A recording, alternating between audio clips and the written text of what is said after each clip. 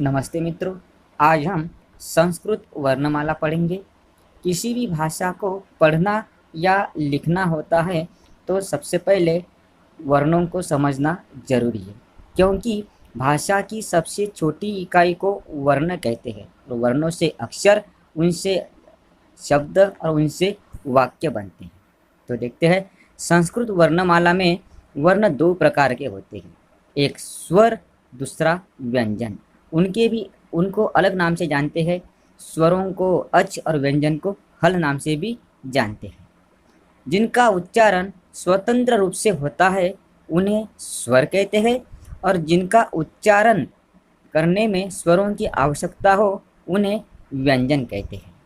स्वर 13 होते हैं: अ, आ, ई, उ, ऊ, रू, लृ, लृ, ए, ऐ, ओ, औ।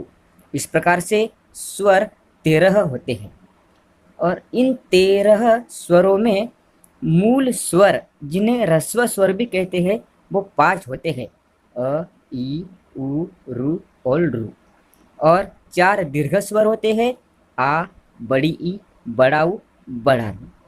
और 4 संयुक्त स्वर होते हैं।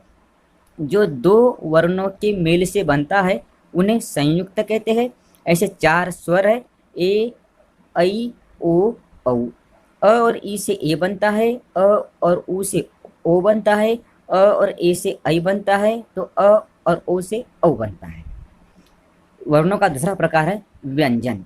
जिनका उच्चारण स्वरों की सहायता से होता है उन्हें व्यंजन कहते हैं। व्यंजन के 3 प्रकार होते हैं: स्पर्श, अंतस्थ और ऊष्मा। स्पर्श व्यंजन 25 होते हैं, जिनको 5 भागों में विभाजित किया हुआ है: क वर्ग, च वर्ग, ट वर्ग, त वर्ग और प वर्ग।